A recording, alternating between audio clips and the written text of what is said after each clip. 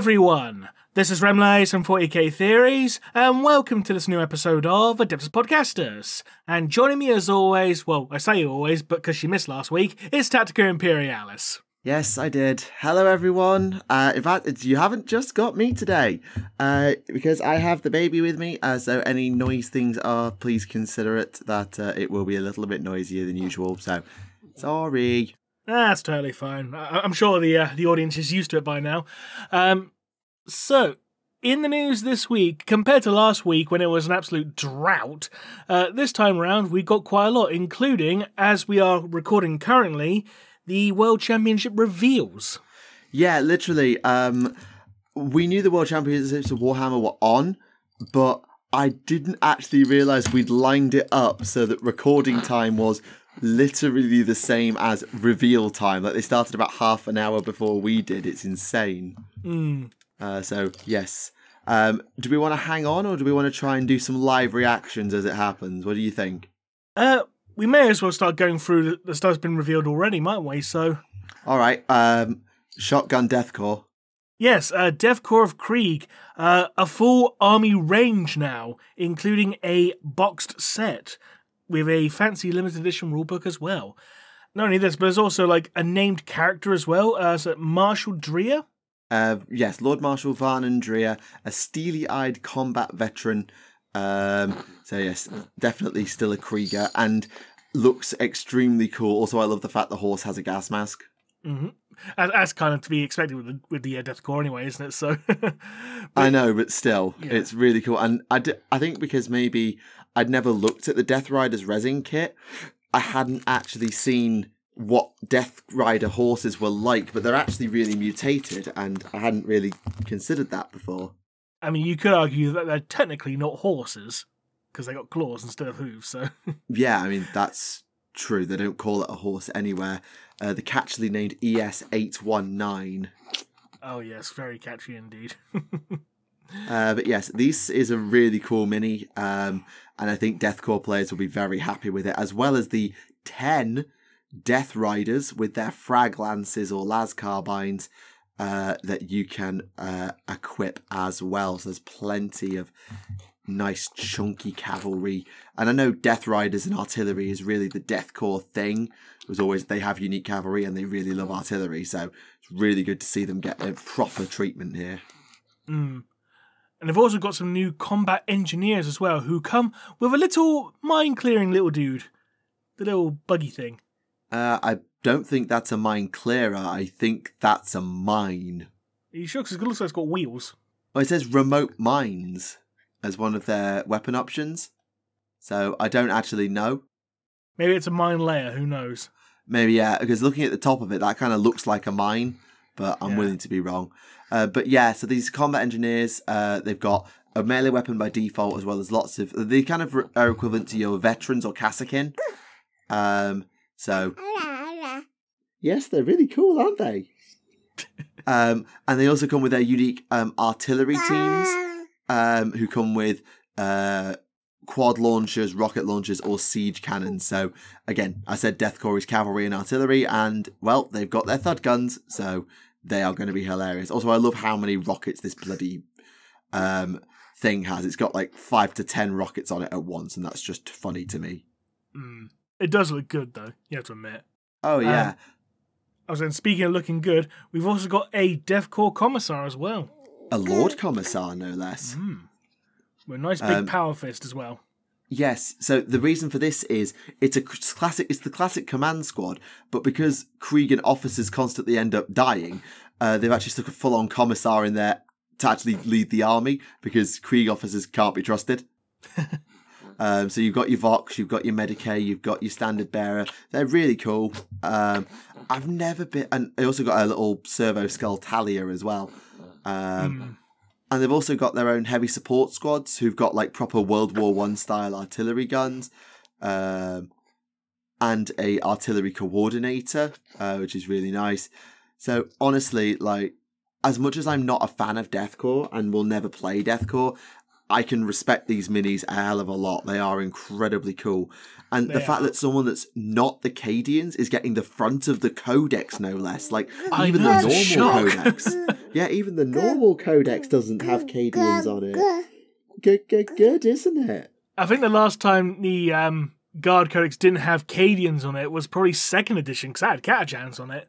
Oh, did it? Yeah, the 2nd edition one did, yeah. I know, yeah. Yes, I know. Are you trying to say guard?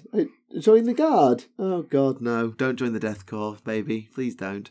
But no, genuinely, these minis are really cool, and the guard armor is looking great. But if your taste for humans with artillery is a little bit more fantastical in nature, then maybe you would look at Old World, because they've done the Empire redo. Oh yes, so they have. Yes, it's so good. So, your army in a box for the Empire, the battalion, I should say, is 30 state troops, so swordsmen, halberdiers, or spearmen, and 30 missile troops, which is handgunners, crossbowmen, handgunners or crossbowmen, archers are a separate kit, and on top of that, you get a steam tank. Chugga chugga boom boom, indeed. I freaking love the steam tank. The steam tank is great. It's just a classic piece of Warhammer Fantasy kit. It's just great. Yeah, they've also decided to bring back some of the old heroes, including the hero on Griffin, which is actually still available in Free Guild. I think this may be one of the very few kits that's actually going to be a Fantasy AOS crossover kit, because you can still take a Free Guild General on Griffin. Oh, really? I didn't know that. I think so, anyway. Oh. Also, I think... did they? No, they sacked off Great Swords and Flagellants, didn't they?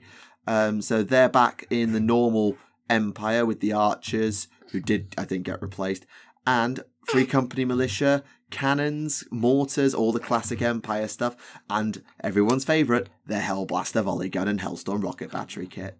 They're also bringing back the War Altar as well. Yes, that's because that's been replaced now with not Talia Vedra, the priest, the Free Guild got. Oh yeah, I remember that one. Yeah. Yes, so that's where. Yes, yes, she's dead, according to Dawnbringers. But yes, they're also bringing back the classics of the Pistoliers, the Outriders, the Knights, and the Demigriffs. I love the Demigriff Knights. I freaking love Demigriff Knights. They're so cool. And in resin, you've got the remastered War Wagon, which is a kit I don't think I've ever seen anyone use before. And I remember that from 4th edition, yeah, back when it was metal. An exclusive new made-to-order Hockland Sniper engineer as well. Very fancy. And in the metal, I remember that Witch Hunter coming out, that metal Witch Hunter, and the Warrior Priest, classic Warrior Priest, and a bunch of older stuff too. Oh, Warrior Priest of Ulrich, I should say. Yes. So Kislev, but not Kislev. So yeah, plenty of Kislev, a few Kislev bits thrown in here too. So, and the old ogre with an arquebus as well. That's really old. That's proper old school. That is. Yes. So there's plenty of stuff for Empire here.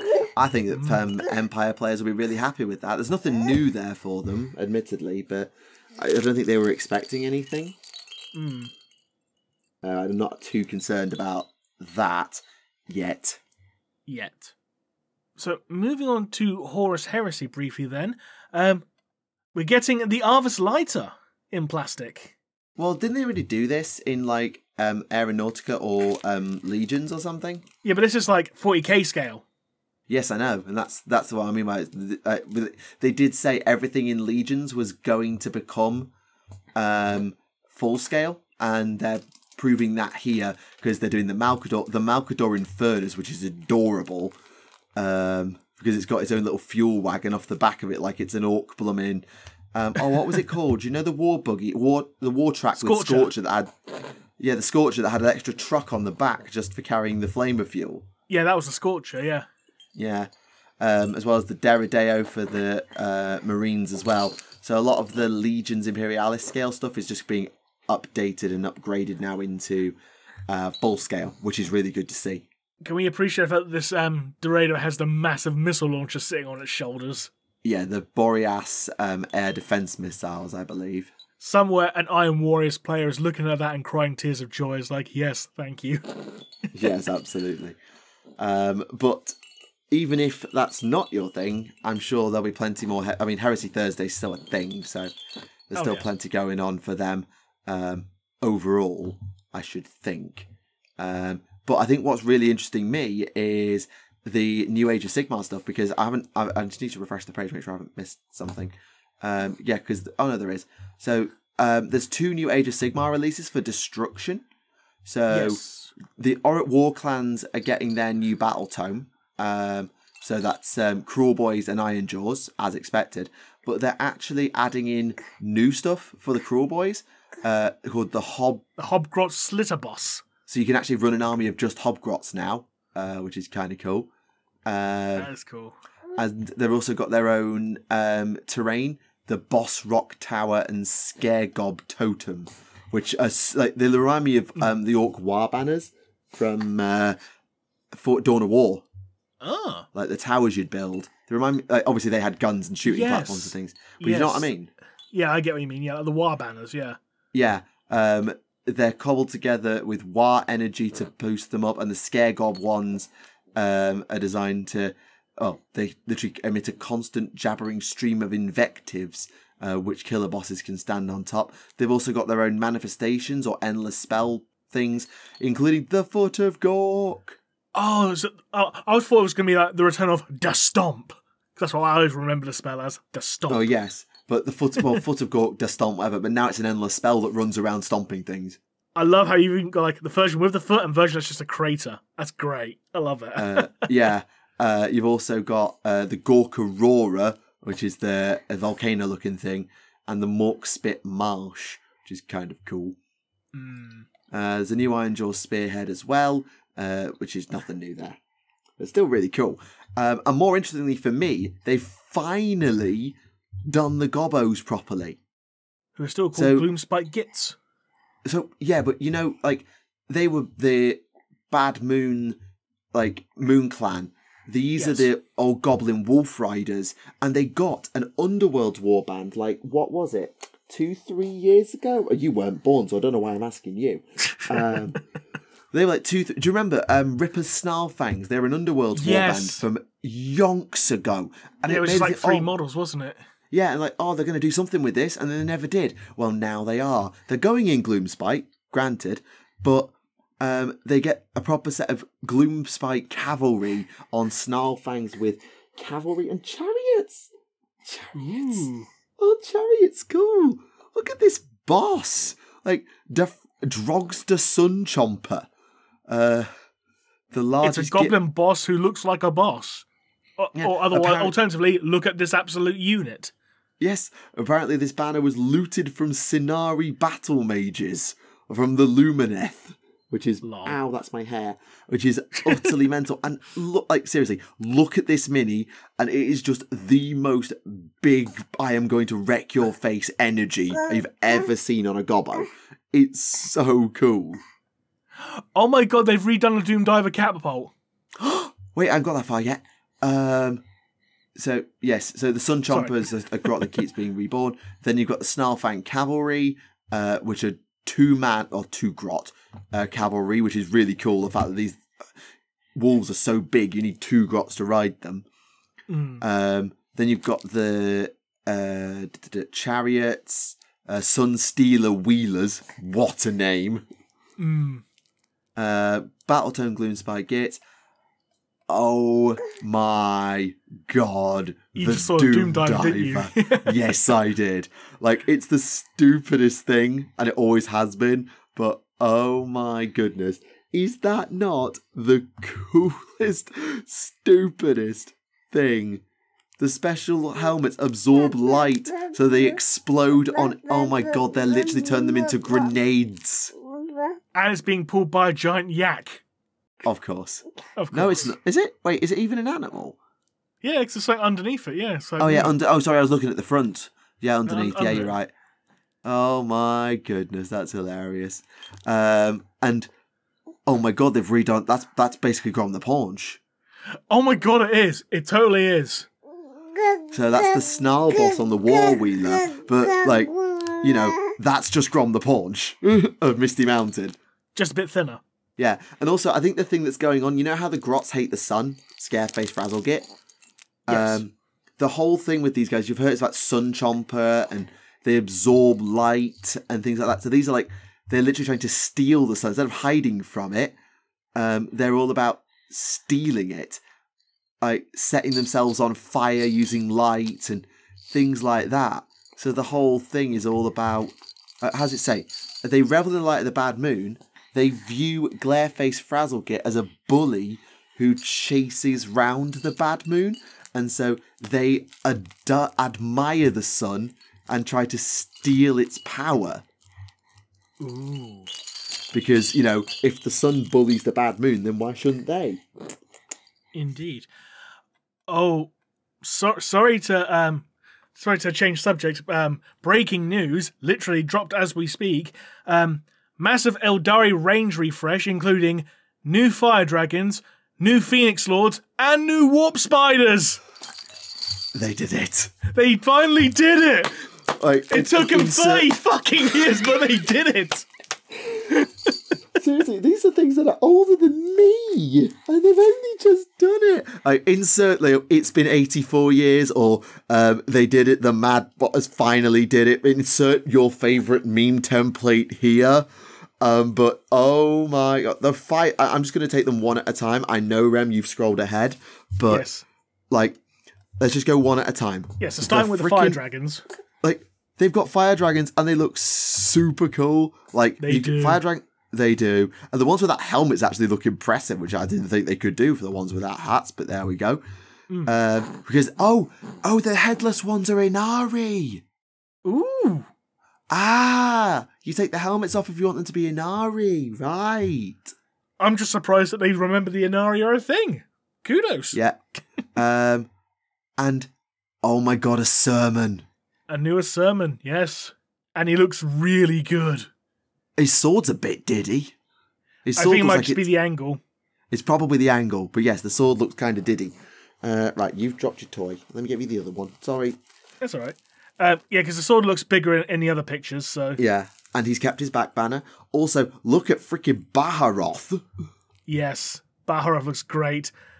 He really does. Like, they redid... When did they redo Swooping Hawks? It was a couple of years ago, wasn't it, Swooping Hawks? They redone now. Oh, I thought they'd... Oh, yes, they have. Sorry, I thought they did Yes. a kill team of Swooping Hawks. Ignore me. No, Striking Scorpions did the kill team off. Yes, sorry. It was Dark Reapers that got the kit, wasn't it? Yes. Yeah. So yes, first model update in over 2 decades for them as well. And also, Wait, under the Swooping Hawks. Rem. Just under the Swooping Hawks, Yeah, we got a Warp Spider Phoenix Lord. they freaking did it. They fucking did it. And what a mini, by the way. What a mini. It looks great. It really does. Yeah, so this is Lycus, the Whispering Web, and I quote, a daredevil who embodies Kane's willingness to risk everything for victory, plunging herself into the warp time and again, jumping further and more accurately than even her exarchs, appearing in a crackle of warp lightning to deliver her people from doom. So, I quote, 2 death spinners and monofilament weapons reminiscent of the Harlequin's kiss, and then the weave render sword that can, I quote, carve the fabric of reality itself. Nice. Also, can we also appreciate the name, Lycius? Like how close it is to Lycosidae, you know, the Wraith Spider. Of course, I couldn't remember what the sort of theoretical Phoenix Lord name always was back in the day, who they always theorized it was. But yes, that makes total sense. Lycosidae, I can't remember the name. Lycosidae, yes.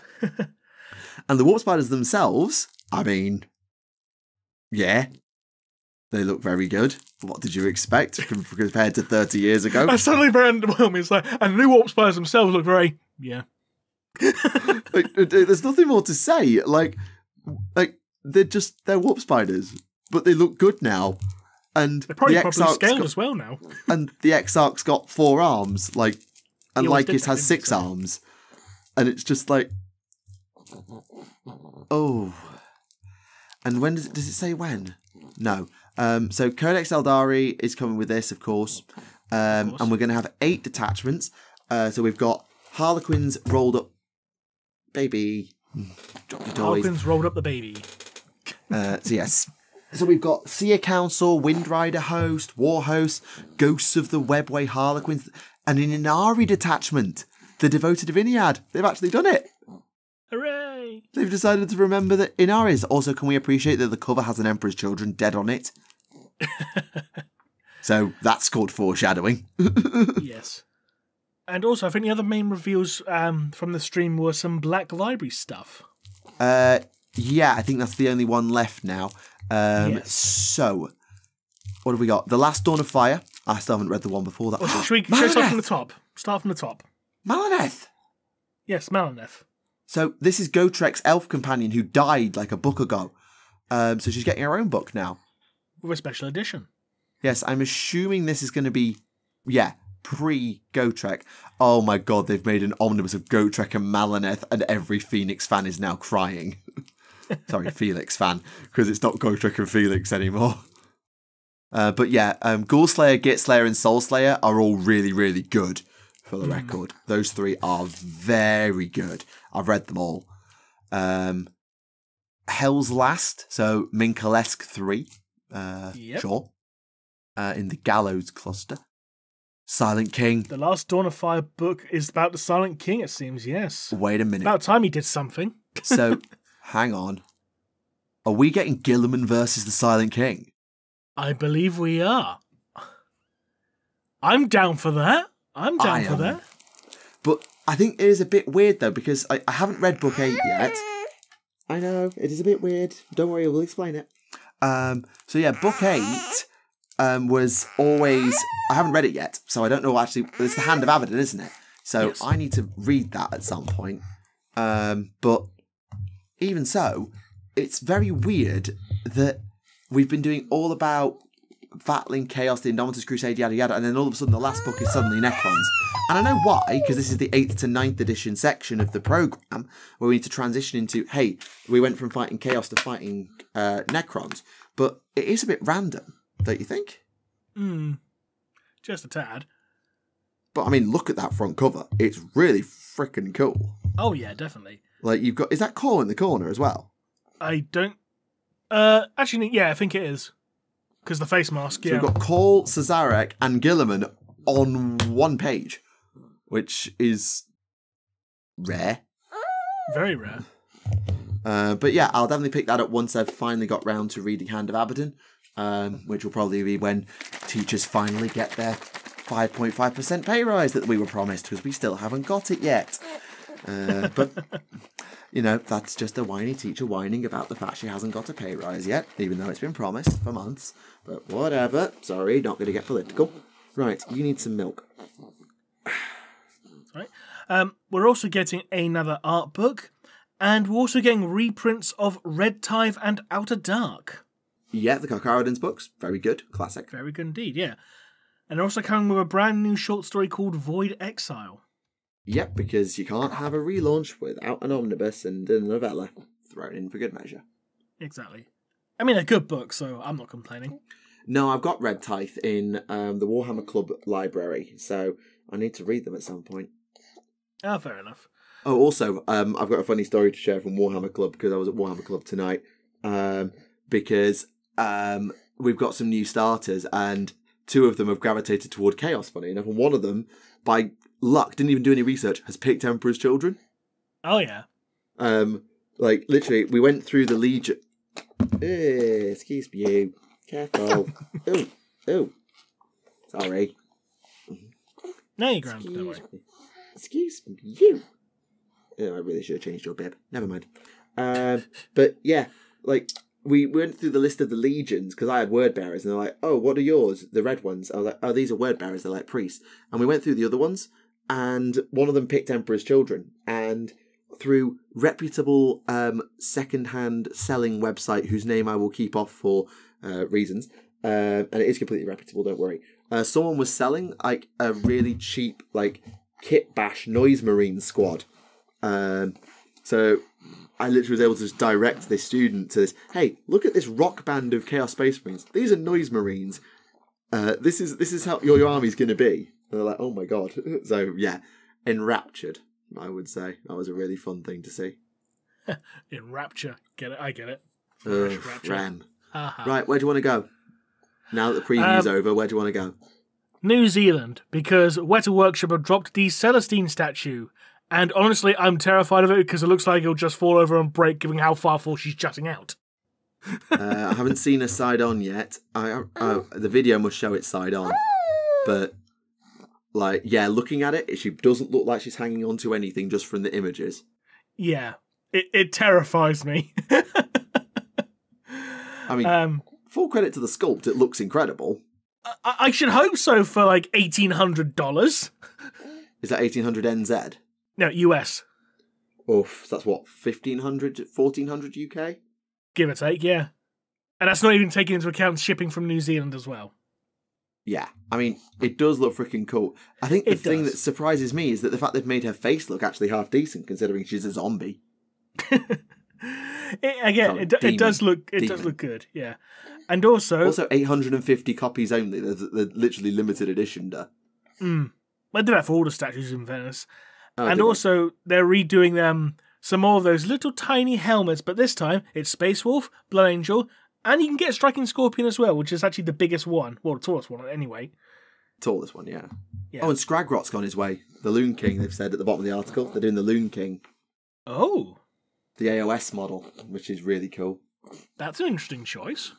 I mean, it's an imposing grot who rules Scrapper Spill. And it comes to the embodiment of the Bad Moon. That's a really cool mini to pick. Oh, I'm not saying otherwise. I'm just saying it's a bit of an unusual choice when we've had, like, Titus, Abaddon, and Celestine, and we got for, like, the Loon King. It's like, oh, bit of a left turn. Yeah, I mean, obviously, if they'd have thought ahead, it would be really cool for them to take on a Phoenix Lord right now, but... true. But you know what? There's one mini I want to see Weta do, and I'm sure they will one day. I want to see what they do with Gaz. Oh, yeah. Weta Gazkul. Like, with all the stitching of the Super Cyborg and all the other things. Oh, my days, you could do something really cool with that. I just had a thought. Imagine if they did, like, Weta Wazdaka on his big motorbike. Oh, my popping a God. wheelie. Literally, Wazdaka was my guy. Wazdaka was my guy. Like, the OGs. Remember. You won't remember. I was 12. You were minus 16. But like back when I started Warhammer, my guy was a guy called Wazdaka. You'll probably be able to say that before too long, given the way you're babbling on. Yes, Wazdaka. And he had the ability to ride a really cool bike. A bike so cool that he was able to teleport, jump across different dimensions. You could indeed. You have to take my word that she's smiling at this. Going back to Black Library, there were some more reveals, including another Gotrek book, Vermin Slayer.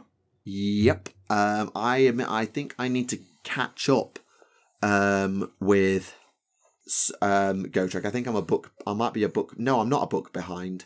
Blight Slayer. I have read Blight Slayer because you've got the warrior, the Imperial, who's sort of tacked on with him now.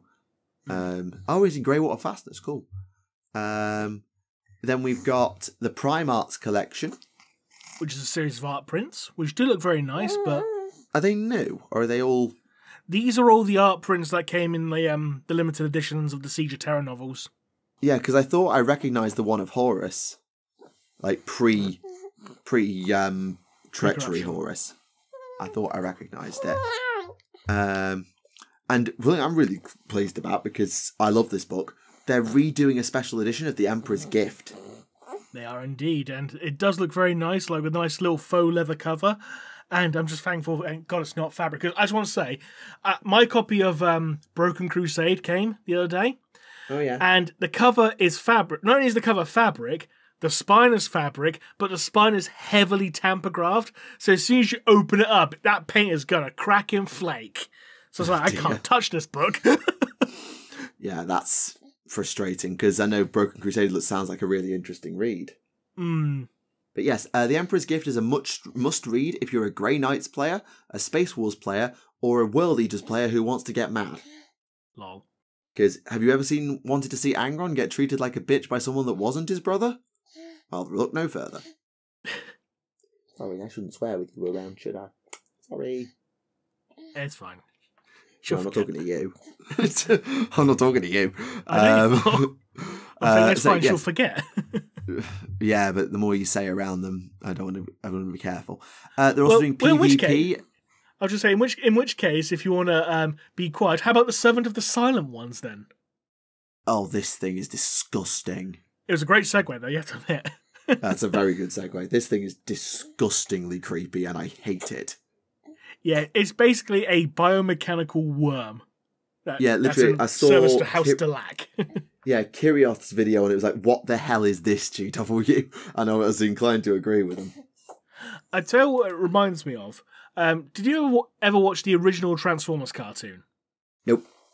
Right, so for those who may not be in know, in the third series of the original Transformers cartoon, there was an episode called The Dweller in the Depths, which was basically a giant biomechanical worm thing.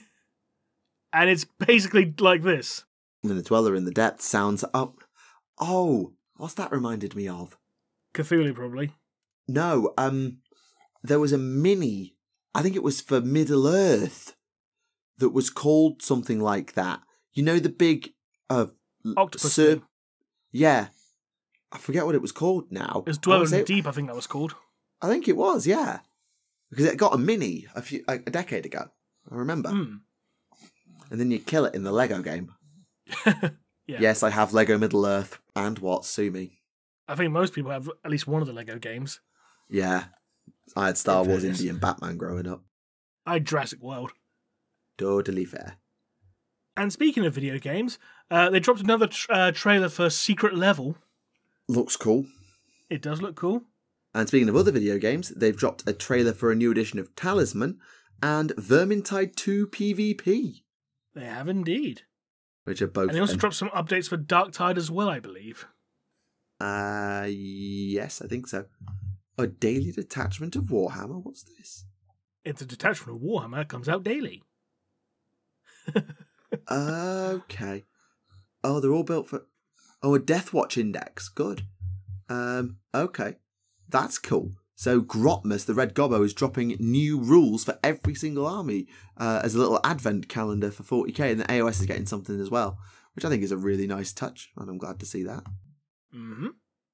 And I think the other thing we need to mention, because this is the thing that got everyone excited, I take it you saw the new rumour engine. I saw it, saw people freaking out about it, then forgot what it was, but I know it was something interesting. Hang on, let me just find it. 2 seconds. Yeah. Because basically, for those listening, it was a blade of a spear that looks pretty much identical to Alpharius's Pale Spear. That was it. Yes, that was it. So people were either speculating that either it's going to be Alpharius Ascended, like with Horus Ascended kind of thing, like, you know, because they did say that all the Primarchs were going to get those things. No, but they did say the Primarchs were going to get new models, didn't they? So true. But Alpharius didn't deserve it. No. B, Omegon, which would just be funny. For 40k, it would be funny. Yeah. Or C... or Heresy. Or C, the guy from the Harrowmaster novel, Solomon... What's his name? Oh, I cannot remember. Because he had the Pale Spear in that book, so he'd probably end up being like the Black Library Celebration miniature or something. That would be an interesting direction to do it. Because that last time it was Uftat Blackhawk, wasn't it? Yes, it was. Yeah, so it would make sense. Yes, because I don't think they're going to want to canonise the fate of Alpharius and Omegon, because, well, we know one of them died in the Siege of Terror, and Guilliman is believed to have killed the other one, but, like, Omegon being alive would also be hilarious. Yeah. Yes? Yes? Yes. Omegon being alive would be... Oh, no, you're shaking... Oh, okay. Not sure we agree. We're shaking our head and then we burped. Yeah, okay. I don't think we agree with Omegon. Okay. Okay. Baby says don't bring back Omegon. Understood. Baby says she is Alpharius. You are not Alpharius, are you? You are not Alpharius. Comments, do not run with this as a bit. Do not. No, genuinely, this is not me making a joke for a bit. Do not run with this as a bit. Please do not run with this as a bit. Because then if someone does a bloody piece of artwork, they'll bloody give the child a bloody Alpha Legion helmet, and it'll be just so confusing. That would be kind of cute, though. A baby Tau in an Alpha Legion helmet. Yes, adorable. I mean, we've seen weirder things in 40k. Yeah, but not representing me and my daughter, thank you very much. Fair enough. Some milk? Do you want some milk? Okay. This is going to be a faff. Right, is there any more news that I've missed? I saw there was a Middle-earth Troll mini got done, but who cares? Yeah, Shank, Rot, and the Snow Troll. And that's pretty much it. And that's pretty much it. As I say, I was scrolling down Warcom trying to find the rumour engine. I couldn't find it because if you click in the news section, it's not there. Yeah, it seems to be something that they've only revealed on Twitter, which is weird. Oh, is the rumour engine only got on Twitter now? No, I think this time around they only did because I think someone was being, either lazy or incompetent or both. Oh, that would explain it. But I found an image of it anyway.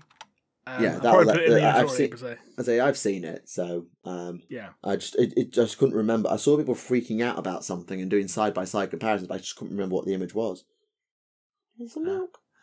But speaking of spears, for Necromunda, going back there again, we got the Abyssal Ferryman, including a giant Ogren with a big harpoon spear, and he looks awesome.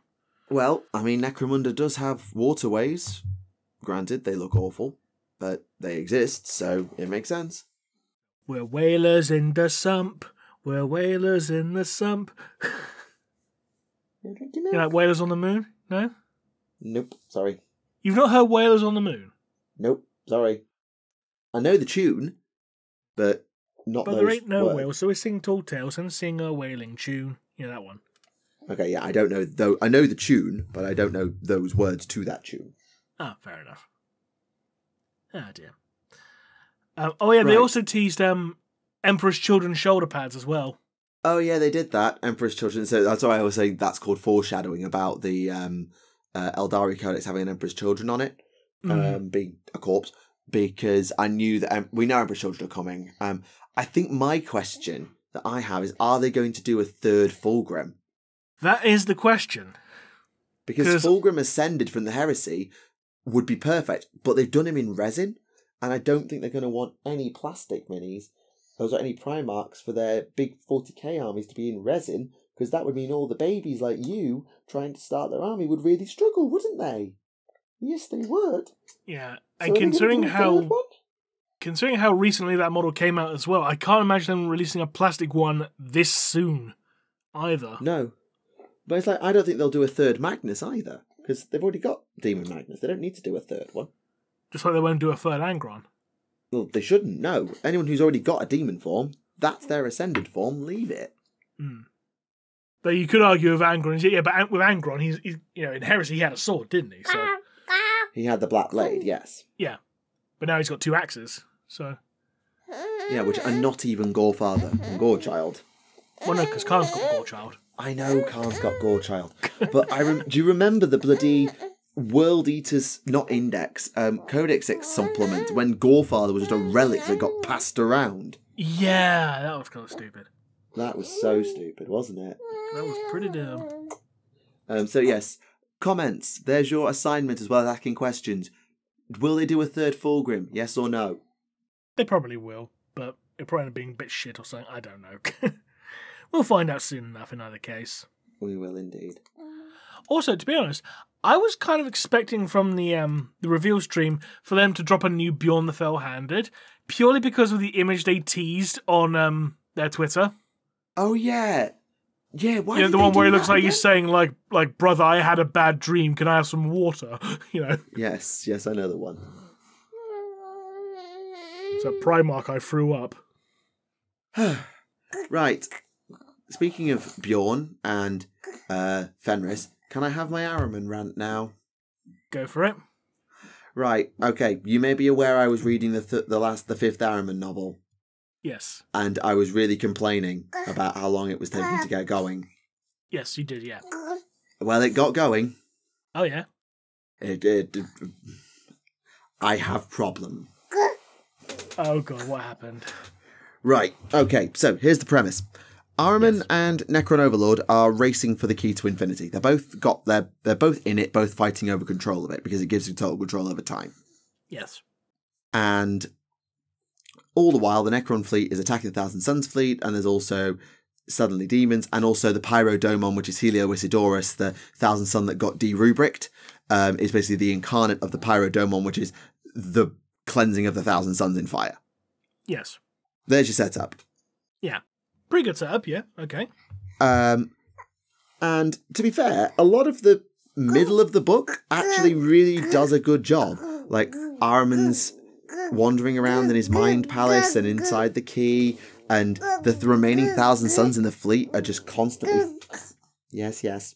Are constantly firefighting, trying to keep the fleet together and stop the issues with Helio, and then Helio escapes, and the Pyrodomon really starts to go mad, and this is like the end.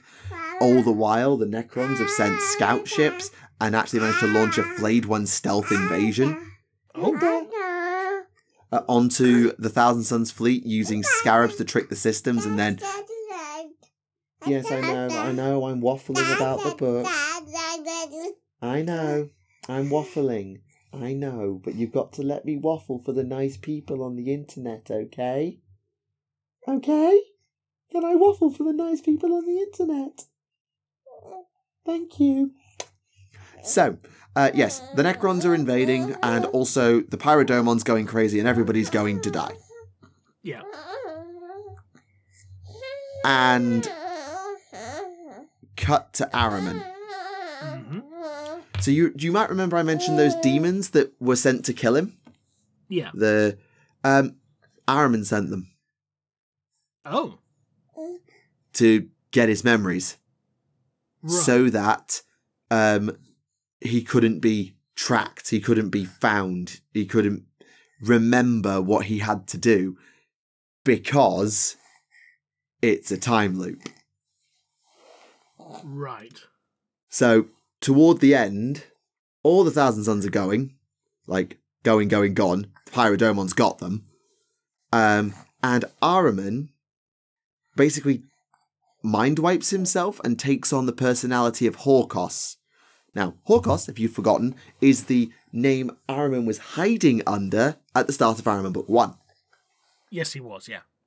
The idea being, they've found a point where the key is, they've gone to the key, and they're going to go there, and they're going to basically send Ahriman back in time, and we're going to do this again.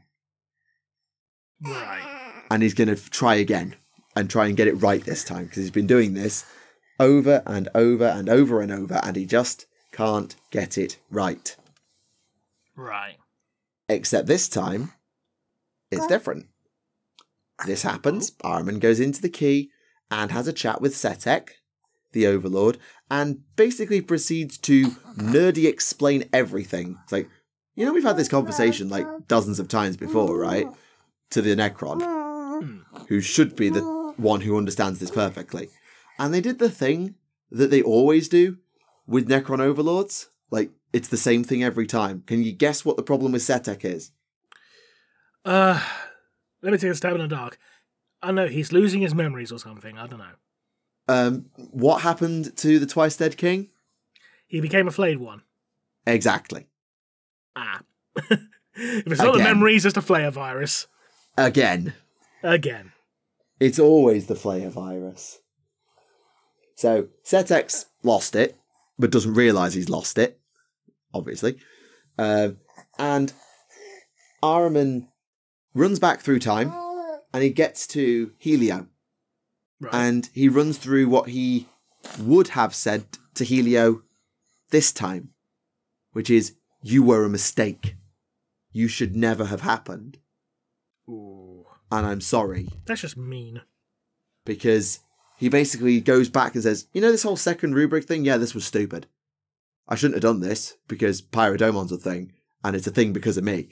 I created this. This is my fuck up. So, we're not going to do it this time. Right. And the book ends with, basically, tell me about the Black Library. Oh, we're finally advancing on the Black Library plotline, are we? Okay. So basically, all that stuff that's happened in the last 5 Ahriman novels Completely fucking irrelevant. Yeah, just retconned. It only happened to Ahriman. God. And then he rewound time and now it never happened. Oh, God. Yeah. And I got to the end and I got to him saying about the Black Library and I'm like, I am so cross. Because basically we just retcon the entire Ahriman series. So we got book 1 and now we've gone to the plot point from 2nd edition. Looking for the Black Library. Yeah. Fucking hell. 1 step forward, 2 steps back. Like, don't get me wrong. It's very well written. And to a person who doesn't care that much about the overarching plot of the universe, like the whole thing of, go through this over and over again trying to get it right and then realise that you can't fix it. Realising that fixing the rubric is impossible. Yeah. Changing your fate just is not possible. Do you know what I kind of wish they did? Instead of going to the Black Library thing, if Ahriman rewound time and then said like, oh, tell me about the Inari. And they're like, okay, we're following on from that bit. When Vrain resurrected some of the rubric, didn't she? Yeah, she did. So can we have some follow-up on that, please?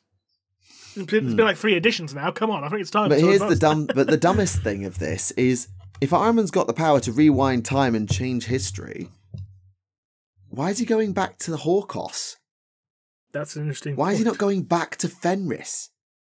Why is he not going back to fucking Prospero? Just rewrite history. Prospero Why is he going back to Terra? Because he's Terran, isn't he? So he can go all the way back to Terra. Yeah, you've given him perfect control over time itself to just rewind back to a point where he already knows 1,000 Suns are doomed and just try something else. He could do anything with the key to infinity, but he's been doing a time loop of trying to get the second rubric right and change fate over and over and over and over again, like the idiotic Ouroboros of his Legion symbol. Yeah. Chasing his own tail and attempt to fix his own mistakes, instead of just never making them in the first place.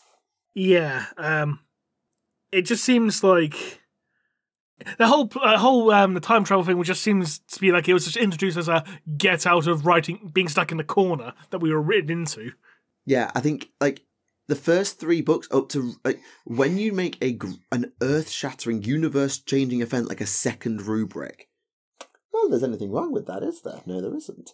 But when you do that, it has to have consequence, and the writing of the 1,000 Suns has completely ignored it ever since. Yeah, we just gone back to the status quo, haven't we? Well, more accurately, they brought the 1,000 Suns back and brought Magnus back and made them a major threat and reunited the Legion again. But nothing that happened in the Ahriman books mattered. It wasn't mentioned, it wasn't relevant, apart from, oh, do you think what Ahriman has done? And Magnus is like, yes, I know. Shut up. I just glossed over it. And now we know why. Yeah, the reason Magnus glossed over it is because, like, yeah, I know what he did, but it's not going to matter because he's going to retcon it in a couple of years anyway, so that's fine. Well, what's interesting to me is, does Magnus realise what Ahriman's been doing? Like, is Magnus psychically aware enough to know that Ahriman's been messing with time and trying to redo the rubric over and over and decided, you know what? This time he's not going to do that. Now we can try and bring the Legion together because Ahriman's not going to be an idiot and doom us all with the Pyrodomon. He might do, but then again, he might not. Considering, like, yes, I know. The story was very boring and now you're falling asleep. I understand. So he might know, but at the same time, he might not, considering that, he didn't realise, what was going on when Magnus cast the first rubric in the first place, so... Well, that was a long time ago, and Magnus has got a lot. Time's irrelevant in the warp. Time is irrelevant in the warp, so. Yeah, you're right. Yeah, I don't know. As far as Magnus is concerned, it was probably just like last Tuesday for him. So. Yeah, but I think there's 2 perspectives I have on this. Of that's a really clever way of tying everything up, and also showing how far ahead of everybody else Ahriman was the entire time. Why has Ahriman always been 3 steps ahead, always known what he's doing? Because he's literally done it before. Like, I like that narrative device, but because of its consequence on the wider plot, and the fact that it's just like, okay, we're going back to 2nd edition and we've just retconned the entire series to tie into main series plot lines, that pisses me off. And I think it really depends on how you choose to look at it. Are you impressed with the clever writing and the narrative devices of how to make Ahriman look clever? Or are you pissed off about the retconning of everything John French has done? Because somehow I don't think John French intended to do a time loop paradox thing and rewrite and retcon his own series. I feel like he's been, as you say, written himself or been written into a corner by the rest of Games Workshop. GW said, fix this. Oh, okay. It was just mandated to do it. Something. Yeah, I don't know.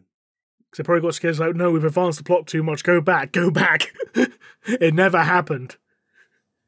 It's like the 8th edition time skip. It never happened. It never happened. It never happened. Just like, when Eldred Ulfram was killed by Abaddon. Never happened. Even though we all remember it happening. No, it never happened. That was an interesting time, wasn't it? It was indeed. It was indeed. So dumb. Yes. I'll be honest, I still haven't gotten through Oaths of Damnation yet. It's been a bit hectic on my end. I've got a bit further through it, but not much has advanced in the way of plot. It's just been pretty much one massive action scene after another. I mean, extremely well written, don't get me wrong, extremely entertaining. It's just not much I can really say beyond the fact, like, oh yeah, they shot some guys. Really. Yeah. There is one thing I can talk about. And that was the Exorcists were conducting like a post or / pre-battle ritual in where like they tried to purify themselves some more, because they reveal that after they've been bonded with a demon, they receive some physical mutations. So like this one guy who was bonded with a Cornate demon, he every now and again grows like bony spines on his arms, which he needs to file down with like a nail file or cut them out with a knife or whatever. And it's like one who was bonded with a Nurgle demon, like every now and again he erupts into blisters and sores. And there's one who was bonded with a Slaneshi demon. The Slaneshi demon, he can hear her saying like, oh, I miss when we were together, and he's like, fuck off. Right. Literally just tells her fuck off. Not in those words, but the sentiment's there. I posted the passage on Twitter for those interested. But it was really well done scene. It's like the Slaneshi demon's like, oh please, we had so much fun together when we shared one body. Can we do it again? No, piss off. But yeah, not much really has advanced beyond like they shot the bad guys and then they shot them some more. So when I get to a plot relevant bit, I'll get to when I get to it, I'll mention it obviously, but it might be for a while. I'm afraid. Sorry, I'd just like to slightly retcon what I said. Where Ahriman rewound time to, he rewound to the second rubric, but he wrote Helio Isidorius out of existence. So Helio Isidorius has been retconned. Okay. So yes, so books 1 to 3 up until the point of Helio Isidorius stands. So basically, just the newest 2 books have been retconned. Yes, basically. So basically, the newest 2 books are completely pointless. Yeah. So literally, where are they? Fuck. So yeah, this is what he said to Helio, and I quote. You cannot remember, no matter what I do, no matter what alternative futures I try to create, you will always remember eventually, and once you do, we are lost. A future where the thousand suns are gone, a name for a legion of scorched armour, without names, hope of salvation, and at their head, you, the face and voice of annihilation, on and on forever, a fire that cannot be quenched. That is the future where you exist, and it is the future I cannot allow to come to pass. You are the consequences of my actions, a curse that I created and which now I must remove. Right. So, remind me again, what was the point of reading those last 2 books then? Literally none, because they got retconned out of existence. In universe, they got retconned out. Yeah, it closes up the nonsense of, well, what do we do now about the second rubric's consequences? So basically, the second rubric, they've retconned, what he's done there by removing Helio is the second rubric has failed to do anything, basically. Hang on, considering that in the second rubric, that involved Magnus absorbing all the remaining parts, all the remaining shards, did that still happen, or? Well, as I say, we have rewound time to the point just after the departure of Sortiarius. Right. So I'm assuming that everything that happened in the second rubric stands. Except for Helio. But except for Helio. Right. That is my assumption, and it is what I must run with. Now, is there a point to the remaining of the plot line? Yes, but what it has done is basically shown what happens if you try to mess with future and mess with fate. This is Ahriman learning that he cannot fix the Thousand Suns. What book 4 and 5 have essentially said is you cannot change your fate. You cannot undo the rubric. If Rain did it by rewinding time, yes, but you cannot undo what you have done. I suppose maybe there are certain things, you know, like the Doctor Who concept of fixed points in time, things that have to happen no matter what. Yeah. I'm guessing the rubric by warp rules has to be one of them, and everything else, there are fixed things that cannot be changed, and the rubric is one, and you cannot undo it. And this last 2 books is Ahriman's basically magnum opus, final attempt at fixing it. Right. It could be his first attempt, but the way he spoke to Setek, it sounds like it was not his first attempt. But it doesn't seem like how much I don't know how much either that he remembered either. It doesn't sound like he remembers much between runs, at least until he gets to the key. How much he remembers seems hazy. But it seems that this is Ahriman learning you cannot change fate. You cannot fix the rubric. What do you do now? Yeah. Which therefore diverts his attention to, well, I want power and knowledge, and what is the best place? Well, I've run across the Eldari, and he didn't really run into the Eldari until book 4. There was a battle with the Harlequins in book 4, and I think that's where he realises the library exists, and that is why he knows about the library. That is my guess. Right. So the point of book 4 is Ahriman realising what he has done cannot be undone, and probably picking up knowledge of the library's existence so that he can go chase it now. Yeah. Without the Pyrodomon hovering over his shoulder, literally. Fair enough. So yes, the baby's gone to bed, the Ahriman series has gone to bed, and now I'm going to start reading the Wraithbone Phoenix, I think. Ah, that's the crime. I thought you already read the Wraithbone Phoenix. No, you read Blood and Steel, didn't you? I read Flesh and Steel. I've got the Wraithbone Phoenix. Right. Then I'm going to read Demon Hammer, the Kotias novel, and then I think I'm going to read the next Dawn of Fire novel.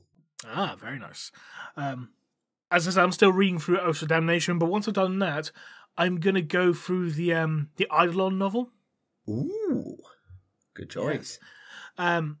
Then I'll probably go through the High Cowl's Oath, just mainly because of what Hoodguard shared from that novel, because there is quite a funny bit in that where they're talking about the Imperial Aquila, but they call it the Arquilas, and apparently one of the squad's goes all fangirl when she sees the an Imperial actually do the Aquila sign with their hands. It's like, they're doing it, kind of thing. They did the thing. They did the thing. Yeah. So that could be quite funny. But yeah, I'll do that after Eidolon. Yes, that does sound funny, to be fair. It does, yes. So yeah, I'm sorry for not reading for any more books, so this might be a bit of a short episode. Well, at least you made it to the episode. I didn't even make it to the episode. So, you can't exactly say that I'm doing any bloody better. Taka sends their regards, by the way. Yes, Yeah, sure. Sorry. I literally pinged Rem and said, start without me. And then I heard Taka had to go in oh, yes, I'm sure when Tactica gets in, I was like, I never made it. Nah. Wow. The child needed a bath, and then the child needed to go to bed, and then it was already 8 o'clock at that point. Yeah. Fair enough. Shall we jump into some questions? Sure. Why the fuck right. not? Have we got 2 episodes worth to do? No, we did some last episode as well. Okay, good. I did watch most of it, but I didn't get all the way through, so... Yeah. Right, okay. Nope, I need to go to... You need to go over there. I do need to go over there. So... 40 theories.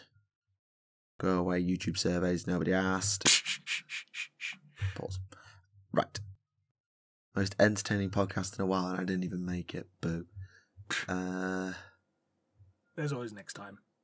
Has anyone done, and I quote, an archiving project for older editions of 40k?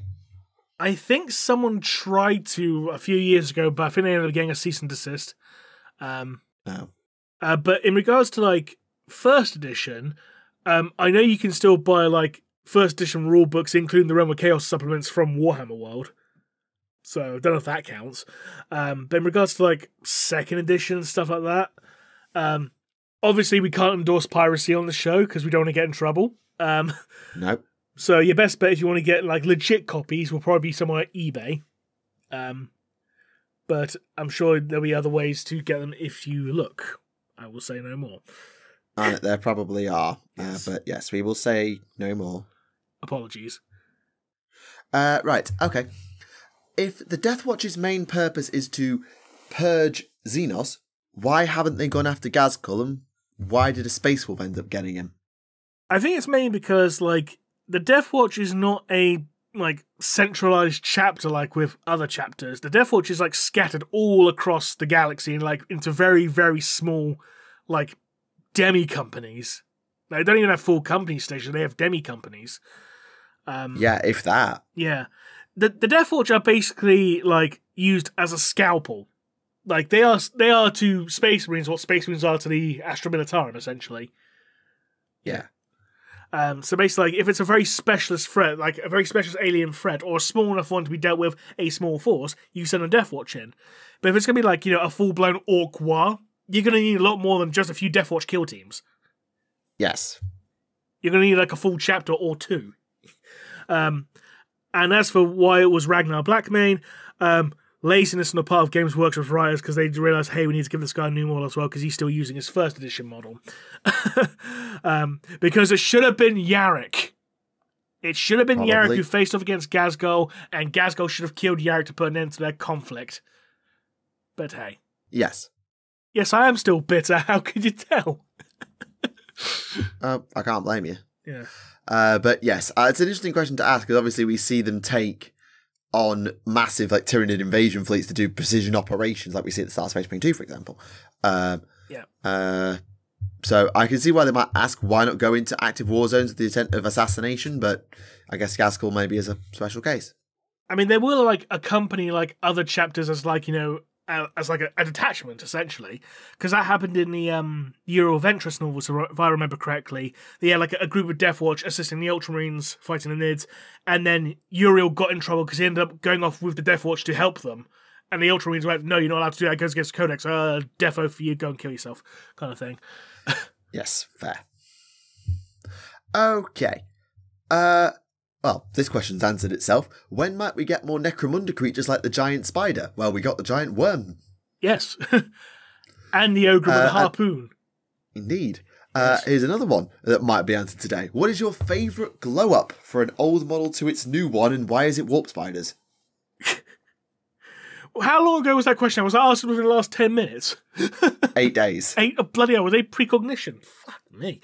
No, it didn't say why is it warp spiders. I was going to say, is that bloody hell? So how do they know? I'm saying that because I know that's what you're going to say. I was going to say, was that Miranda posting that? No, the question is, what is your favourite glow-up for an old model to its new one? My part in brackets is, and why is it now warp spiders? Right. Best glow-up. What's yours, firstly? Shadow Suns is really good. Ghazghkull's is exceptional. As two that come straight to mind. But in terms of what you're classing as a glow-up, are we talking like an old model made new, therefore made better, or a model that was bad, like the Biovore and Pyrovore, and made good? Or are we talking a old model that's jank made better, like Ghazghkull, for example? And I don't know the way you stand on it. If you go old model improved by a new model, for me, I'm going to have to turn around and say Jane Czar. Because if you look at... Jane Czar was definitely very good. Because if you look at her original model, back from like, you know, very early 2nd edition, and you compare it with her newer one, which came out in 7th, it's night and day. Like, it keeps a spirit, but it just makes it look so much more agile and graceful and less dumpy. Yeah, I mean, Baharoth kind of falls in the same place, to be honest. Like, I really like what they've done with Baharoth today. I mean, in fairness, even the old Baharoth still looks good by today's standards. It's just a bit small. Yeah, the old Baharoth looked fine by today's standards. I wouldn't say good, it looked fine. But the step up to the new Baharoth, maybe I'm just a big fan of bloody winged character models or something like that. I don't know. I mean, we've got to give a shout out to the Doom Diver glow up that we've got today. Definitely. Like, we've got to consider that, I think. Yeah. Though, going the other route, what I think is a step down, I think Malkin Ra's new model is a step down, personally. It's definitely not the step up that Fuegan and Jane Zar and co were. I mean, let's put it this way. Yeah, the new Malkin Ra model is just Reaper from Overwatch. It really is. It's far too skinny. It's got the stupid little hood on. I mean, when you compare it to the original one, he looked like a big, beefy, tanky boy, because that's what he was. He was heavily armoured, with heavy armour, big guy, just go around to shoot everyone in the face. And now he just looks... Oh, I was going to make a joke, but no, bit too far. Yeah, wind that one in, I think. I'll wind that one in. Sure. If you know, you know, but I'll wind that in. Yeah, for the best. Yeah. But yeah, suffice to say, I prefer the old Malkin rather than the new one. Totally fair. Yeah, I'm going to stick with Gazgul, I think, as probably final answer, but the Doom Diver is very good. For the moment, I'll stick with James R for the moment. Oh, I just remembered another one that was a step down. Drazar, with his massive head and tiny baby arms. God, the new one was terrible, I'm sorry. And they got rid of his praying mantis blades as well, what the fuck? Yeah, basically, yeah. I'm sorry, giving him a pair of meat cleavers is not as cool as having praying mantis-style disemboweler blades. I'm sorry, you can't compare the two. Sorry, rant over. No, yeah, if you're well within, you're right. Right, okay. Oh,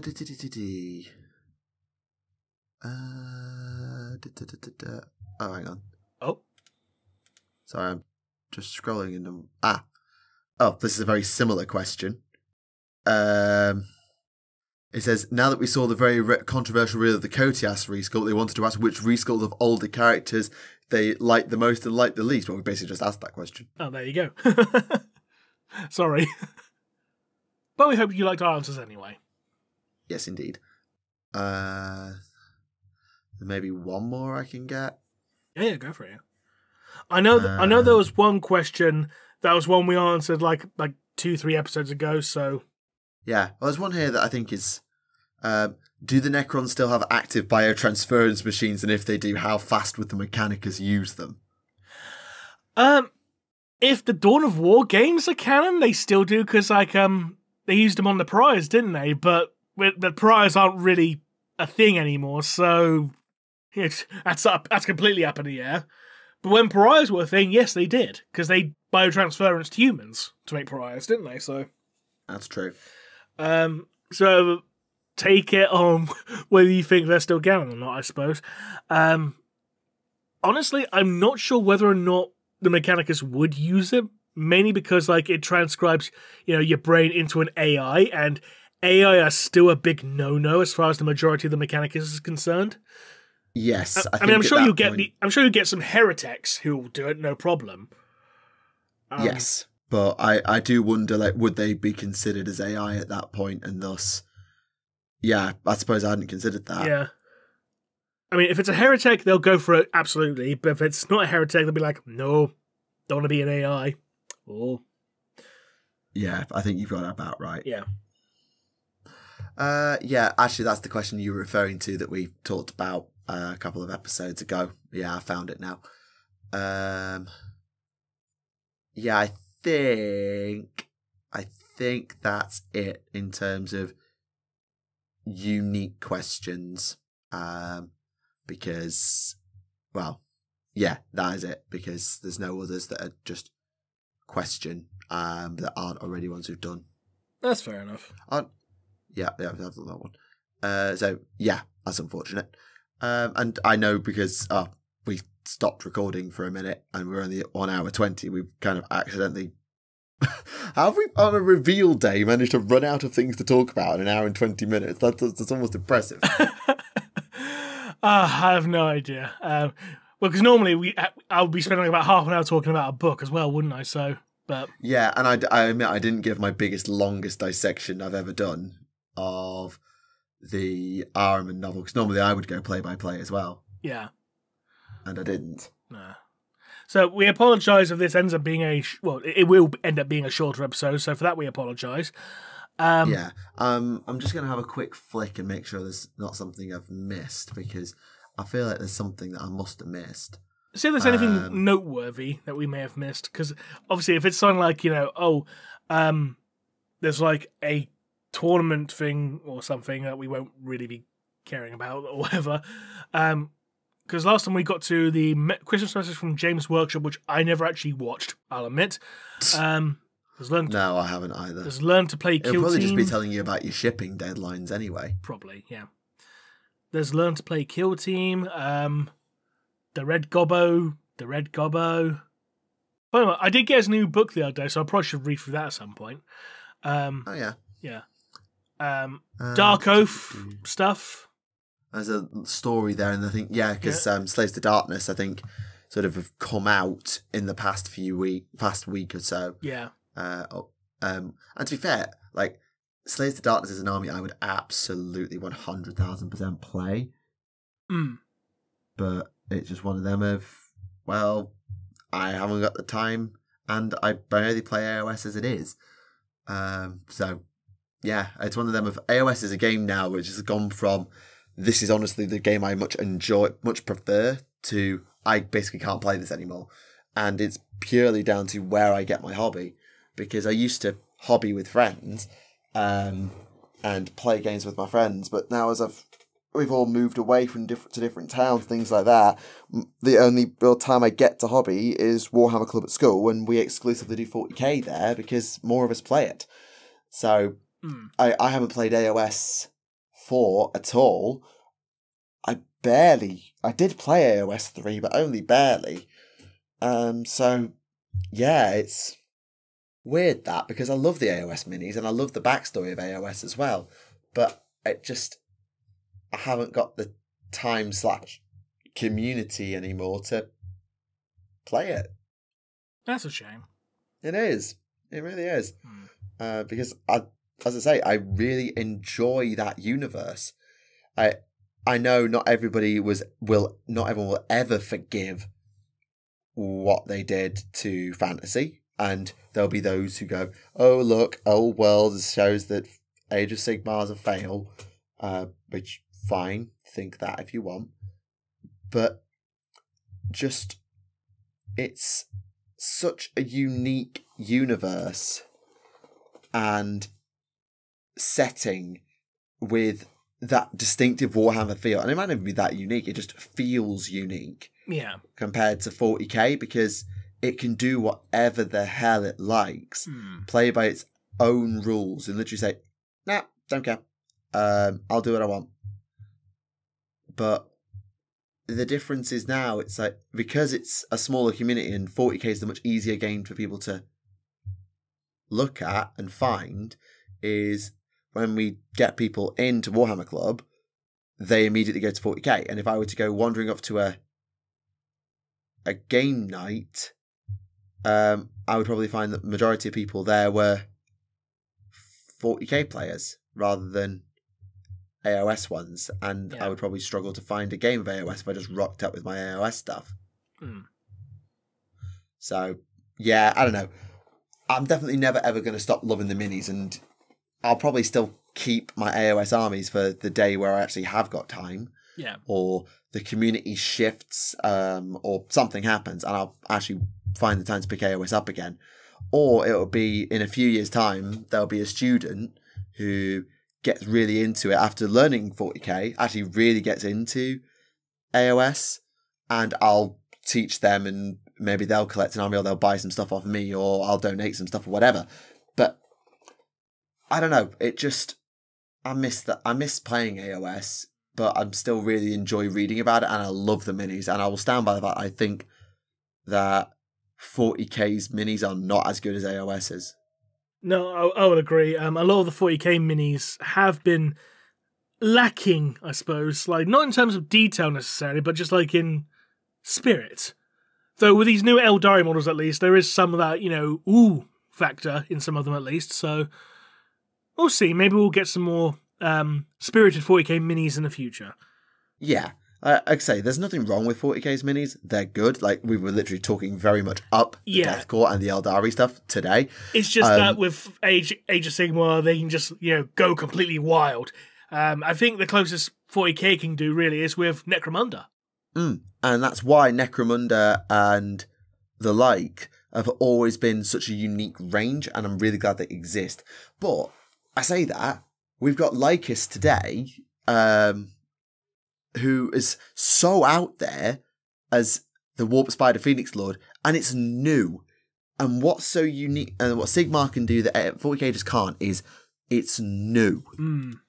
And that means they can go anywhere with it. Also, have you noticed with Lycus, they've already started making the memes about her already? No, I have not yet touched social media since then, so...